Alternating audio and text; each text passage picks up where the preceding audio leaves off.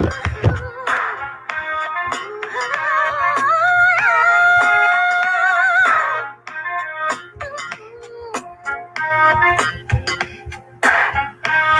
feel that sexy song? Hey. Hey, happy Sunday, folks. This ain't Kirk Franklin, this Prince. Don't be playing old games. Y'all know. Hey, come on, grab a seat. Tanisha got us feeling sexy. Our guest today, she got me feeling real sexy off the morning. Good morning. Hey, Nikki, this your jam. Prince make you want to bite your lip. Go ahead. Where y'all at? Happy Sunday. Tell y'all friends we here. It's every other Sunday, so don't get it confused. Aves, we got somebody rocking, y'all dancing. Hey. Okay, we know Nikki. Don't be trying to steal Tanisha boyfriend. Y'all called y'all grandmother. Hey, Pop, where you at? You here? Or Pop late today? Dang, I ain't even put no lip gloss on. Let me. Because I felt sexy with Prince. Good afternoon, baby. I'm doing good, and yourself? Let me stop before I get in trouble. Because Prince about to try to make some babies on a Sunday, and I don't have no eggs to cook, baby. We ain't doing that today. But hey, I'm T Person. Y'all already know. Look, I got my name to production today because I ain't gonna be on here long. But today, guess what? We are talking about mental health. Okay, and that's very important for us in our community, for the people of color, for the Black people, for the African American people, whatever way you title yourself, you need to sit your ass down and listen to this conversation. I'm waiting. Call your cousin, the one that y'all know ain't right, and tell them they need to sit down so they can get this information, find out if they need to go get evaluated. Okay? Y'all hear me? All right. So listen, y'all, further ado, let me go ahead and get Quincy on here so he can bring in his mama. Quincy McCall, live in the building. We have the one and only Scorpio right here, the main Scorpio of them all. My deuce. What's up, sis? Good afternoon, everyone. Thank you for watching the Quincy McCall show. Today's topic is going to be mental illness, and my guest for today is Tanisha Mason. Hi, everybody. I'm happy to be here today. Okay. Can you tell us a little bit about yourself, Tanisha? Sure. My name is Tanisha Mason. Deneen is my first cousin. We're both Scorpios, so shout out to the Scorpios. We rule. I am a licensed mental health clinician. I am licensed in the District of Columbia and in the state of Maryland. I'm a full-time high school counselor in Washington, D.C., and I serve as my own I'm my own owner of my own therapy practice, and I do part-time therapy. Thank you, Cuz. What I'm about to do is just ask you a couple of questions and see if we can get some good advice out for some of these guests here today. And again, I appreciate you. All right. So the first question going to be is, why do you think people of color avoid seeking therapy? Well, most often we're taught, especially in our communities, that what happens in the home stays in the home. So, whatever goes on, you're taught to keep secret. You're taught not to show emotions, especially with our African American males. You don't cry, you don't, show sadness, you don't show fear. So a lot of those emotions that we need to be able to elicit, we're taught not to be able to show any of them. So I think that's one of the main things. And I think just really trust. So oftentimes we may, have fear. We don't even go to the doctor to do like a regular checkup just to see how we're doing. And so I think it's just about a level of fear and then just really just the unknown, the uncertainty of it. Okay. I appreciate that. Do you feel like that? Why do you think it's difficult for people of color to have a therapist or to get one? Right. So again, just about, the level of comfort and being able to expose yourself to, all of your deepest, darkest secrets. and being able to confide in all of those things with someone that you don't know. Usually when we're talking to someone, we're talking to, a girlfriend or, a guy friend or, a relative, someone that we're close to. And then even still, sometimes we don't even share with them, like our, level of fear or, anxiety or anything that we're experiencing. So, but hopefully with this conversation and many more to come in the future, hopefully, Black people and not just Black people, but any person of color can be open to being able to seek help, especially if they need it. Okay. I got one question though. What made you want to get into that? Very interesting. I was very fascinated with the mind and, why is it that people behave the way they do, especially when you see people who appear to be, having everything being very successful, but then have like a psychotic break. So, you might have a spiral where I'm like, oh my God, I see this person, they were fine, but all of a sudden, like they had, a breakdown. So I was always fascinated and I wanted to learn more and I wanted to be able to help those in need. Okay.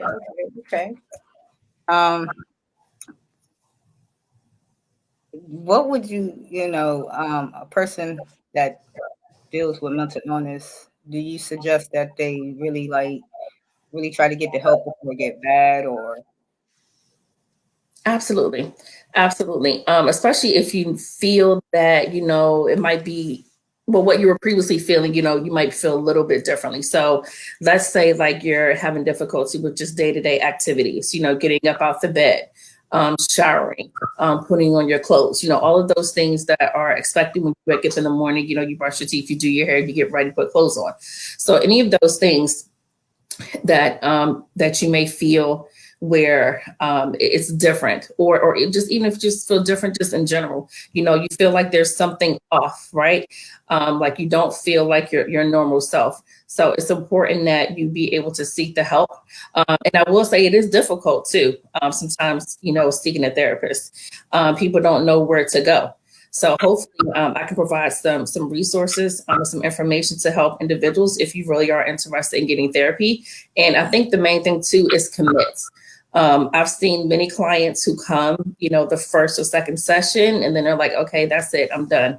And that's when the work is really, like we're getting ready to start doing work. And, I tell my clients, in the first time that we meet that it may get worse before it gets better. But it's okay. I'm going to be here with you on the journey and we're going to figure it out together.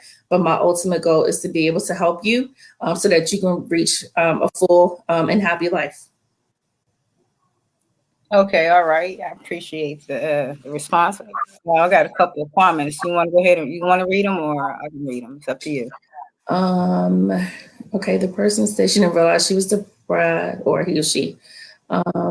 It was such a state of normalcy. I got you. Okay. And it looked like what I thought it would. I hung out. I was successful. I went around. I wasn't aware of what it really looked like. Okay. And so that's a fair assessment, right? The person was saying they didn't really feel like they were depressed because everything that they was doing, just day-to-day activities, continued just to press on. And again, like I said, it might be different for everyone, right? So I have clients where they've been suffering for many years. And never had the title of, depression or anxiety, but because they've been feeling this way for so long. But still, there was something about them where they was like, okay, there's something missing, right? Or there's something where I feel like I need to do just a little bit more. There's something for me internally where I need to figure out or I need to talk to someone about it. So for everyone, it's definitely different. But again, if you have a question about that, then that's when you oftentimes can, just go seek therapy. And I have a question. Why do you think people are ashamed to talk to therapists? I think because they feel like they may be judged. And a lot of times, when we're talking to, again, like I said, family, friends, where you can share a lot of information, but you won't tell, your deepest, darkest secret because you're afraid of being judged. And I would say this too, of course, like being a therapist and any other therapist, a non-judgmental approach. So the job is not to judge who the person is on the other side or across from you. That is not the job.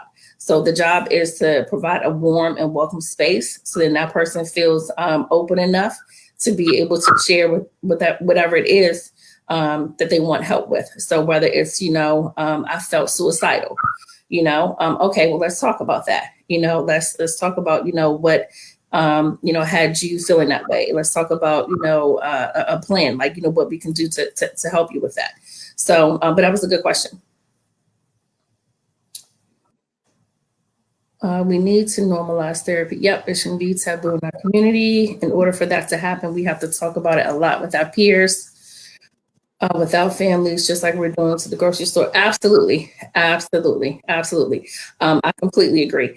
And again, like I said in the beginning, like, so often in not just Black communities, guys, so even in Asian cultures too, where you're taught not to talk, not to show emotion, not to share if you're feeling sad or if you're feeling lonely. So many of those things where we need to be able to express that. Like, I need to tell you if I'm upset. I need to tell you if I'm feeling lonely. I need to tell you if I'm feeling sad today. This is why I'm feeling sad. But again, and to be able to recognize too that it is okay to seek therapy. I would say, when I started off doing therapy, many of my clients were Caucasian clients because they knew the value of being able to talk to someone and being able to talk to someone freely. And so hopefully we can change the narrative in our community to be able to recognize that it is okay to seek therapy. It is great if you seek therapy, and hopefully it'll be beneficial for you to seek therapy and to get the help that you need. How do we raise awareness of the symptoms? Because if I knew sooner, I definitely would have done something about it. So, like I say, it's different for everybody, and it really just depends on what you're suffering from. So I have clients, most of my clients right now are clients with anxiety. So, I have a client who we are working together on some things, and then some things are kind of coming up that started up from childhood. So, but for this particular person where, of course, it was normal for her to be a perfectionist. Everything had to be to the T.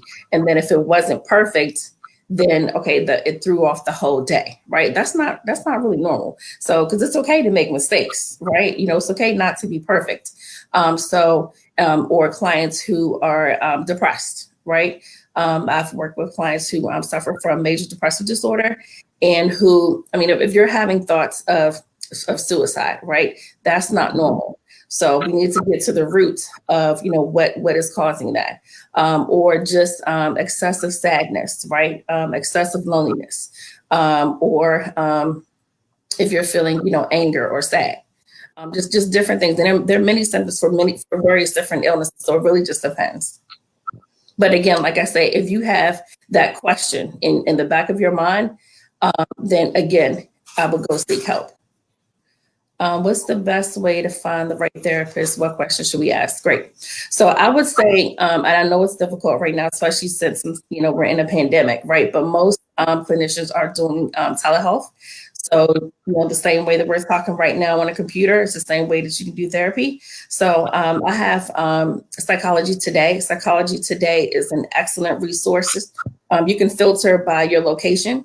So you can put your zip code in and filter it by therapist.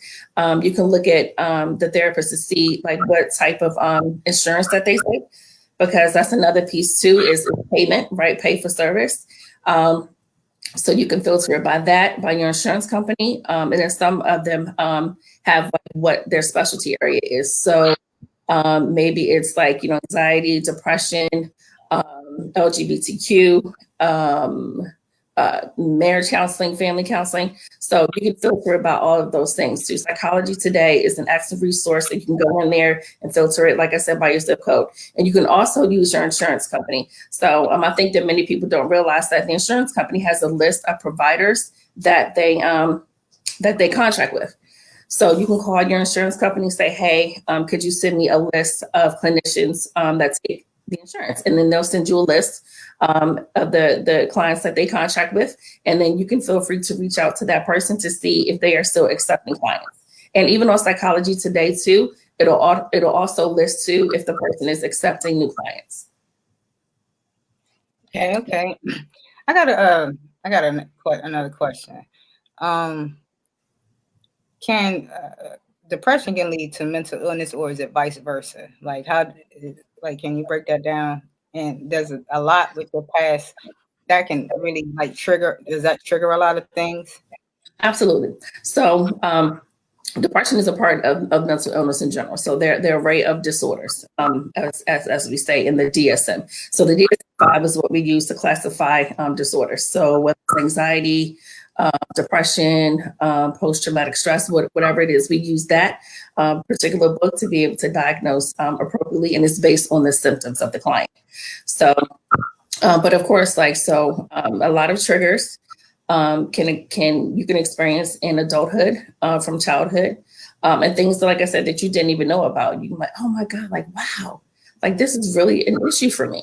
And of course it can happen like later on in life. Okay. How would you, so say if you're married or in a relationship and who they're married to or in a relationship is with, in a relationship, is it more harder for the other partner to understand that individual, or you understand what I'm saying? Wait a minute, say that one more time, like about the relationship. Like if you're married or you're in a relationship, mm-hmm. But sometimes some people don't understand that your past can trigger those things again. What would you suggest for like a person that, some people be impatient or some people just don't understand? Mm-hmm. What would you say for them to kind of like get them to try to understand a little bit better? Right. So what I tell my my clients, my lovely clients, my couples, so communication is definitely key, right? Especially in relationships. Communication makes or break a relationship off the break. And it's important for you to be able to have an honest and healthy conversation with your spouse. And I would say in that particular area, like it's different when you are, sometimes like you want to talk in the heat of the moment. That might not be the best time to talk, right? So I always tell people I always say like, you need to learn how to fight fair. So when I say fight fair, meaning like, okay, like when you're up at 1,000, you don't want to say something when you're at 1,000, right? You need to be able to at least come down to 100 or to like 10. So I say there are rules. So think about rules in boxing, right? When you go to the corner, when they're like the round is over, everybody goes to their corner, they regroup, and then they take a moment and then they go back, right? So learn how to fight fair. So if you're arguing or if you need just a moment just to take a break, you let your partner know like way prior. So go to a neutral location, where you guys can talk, have a conversation. You can go to dinner and just be open, but being able to have like those difficult conversations in the not in the heat of the moment, but in a space where both of you guys are in a space where you can both receive the information. So like I said, go to dinner, go to lunch, have a conversation, talk about, I feel. It's important to use I feel statements because then that person can't negate what you're feeling. Go somewhere, eat, talk about how you're feeling. And again, like I said, have ground rules when you know that you're a person that might be able to quote unquote get amped up. So I know for me, I shut down. So when I'm upset, I'm shutting down. I'm not talking to you. I don't want to be bothered. Don't look at me. Don't say nothing to me. And my husband knows like, okay, like Tanisha, you're amped up. And I'll just say, babe, give me like a couple minutes. Just give me a few minutes just to calm down. And then I want to be able to have a healthy conversation with you. Same thing. You have to be able to know like your partner's, like love language too, to be able to say, okay, hey, this is what, Janine is going through, or Deja's going through, or, whatever. I'm just using you. No, it's good. That's why I'm just laughing. Yeah. And just be able to say, okay, babe, let me just take, 5 minutes and, I want to talk to you. I want to be able to have a conversation with you, but just give me like a couple minutes just because, I just need to calm down a little bit. And it's good to write it down. So everybody has a phone. You can write down, how you're feeling too, when you're taking your little time out, right? For your break. And be able to write it down. So then that way, when you come back to your partner, you can be able to express how you're feeling in a healthy and calmer way. So then that way you don't offend each other. And then, you don't get upset. and then you have to take back something that you really meant in the heat of the moment, but it's too late. Okay. Thank you. I'm gonna hit you with Cuzzo this time, not Tanisha. Thank you, Cuzzo. I got another question. What impact has the pandemic had on mental health? Woo, yes. There are so many people, unfortunately, who are suffering, so many people. And especially because you have been enclosed, right, for so long. And I can't believe you've been in this way for over a year. You know what I mean? And I knew, like, when it happened last year, like, we went home. I was just like, oh, okay, but like, we about to have an early spring break. Like, we'll be back in a few weeks. No, like a whole year later. So crazy. But a lot of loneliness, a lot of anxiety, lots of depression, because like you're isolated from, family and friends where you were once able to connect with those people, and you really can't connect, especially, early on. So a lot of people have been suffering, like I said, from anxiety, depression, loneliness, sadness. The suicide rate, of course, is increasing, unfortunately, because those, just because of the withdrawal. And especially, too, if you were already suffering, this is the heightened time for you as well. Okay, because so it is Women's History Month. What would be the message that you give the beautiful women out here in the world?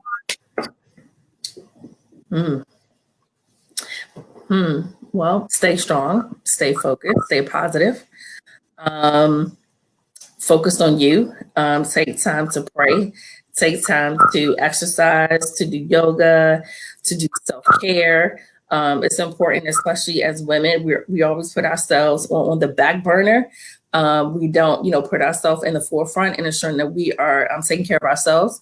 We take care of everybody else, and we're the last person to be taken care of. So it's important to take that time. Go for a walk, especially on the days when it's beautiful. I love baking in the sun, so I love the vitamin D. I would sit in the sun all day long if I could. But take a walk, take a bath, light some candles, have some incense. Citrus is really, really good too for stimulation and for helping you to feel better. So smelling an orange is really good. Lavender is really good. It's very calming and soothing. So I would just say, really just take care of yourself. And every single day, enjoy the moment, enjoy every single day that God gives you, because, tomorrow is not promised, and you want to make sure that you be able to, take care of today and have a good day and enjoy every single day. Take care of you. I got another audience question after this. You want to go ahead and see if you can address this question? Do you believe that a person could be around a lot of people and still feel lonely? Absolutely. No question. And especially if they are, not being able to feel like their genuine self, or if they are, and it really just depends on the type of people that they're around too as well. So, but absolutely they can. Absolutely. Okay. Thank you for this good old advice. I'm loving it. I got one more question. What made you want to do the show today? Well, you asked me. No. Yes. Besides that, no. But it's important. I am very passionate about therapy. I truly love what I do. I love helping people. That I know that is God's gift. I do not take it lightly. And I say, like, when I see people, it brings me joy to be able to help someone, especially if I know that they are suffering. But really just being able to, to share that it is okay to see a therapist. We don't bite. It's okay. We're good, and even I think somebody had posted up earlier too, where you can still see a therapist in a virtual world. It's not the same because, you can't physically see the person, but you still get the same level of treatment. But please don't be scared of therapy. Please don't be scared to reach out to someone. That's what we went to school for. That's what we got trained for. We got trained to help. So I would just strongly encourage people, and especially Black people, if you know, or if you feel like it might be something a little off, or if you feel like you just want to talk to someone in a non-judgmental way, or we just want to talk, period. Sometimes people come and they're like, yeah, I don't even know if there's anything wrong with me. I just wanted to talk to somebody. Okay, all right, well, let's talk, and let's see what we can uncover. And so, yeah, but definitely, like I said, just seek the help if you need it. And, therapy doesn't hurt. We don't bite. So, yeah. And thank you so much, Denise, for allowing me to come. This is fun. I told you it was. I told you it was. And I appreciate you, cousin. It's always love. My partner in crime. I want to thank everybody for watching the show today and listening to Tanisha Mason. I really appreciate everybody that do tune in and that do contribute to the show. It's much love and respect. And today is Sunday, so it's always good to have some positive advice and information on a good Sunday. Again, I thank everyone for watching the Quincy McCall show. My girl T and Tanisha, I love y'all. I appreciate y'all. And the audience. I love everybody in the show audience.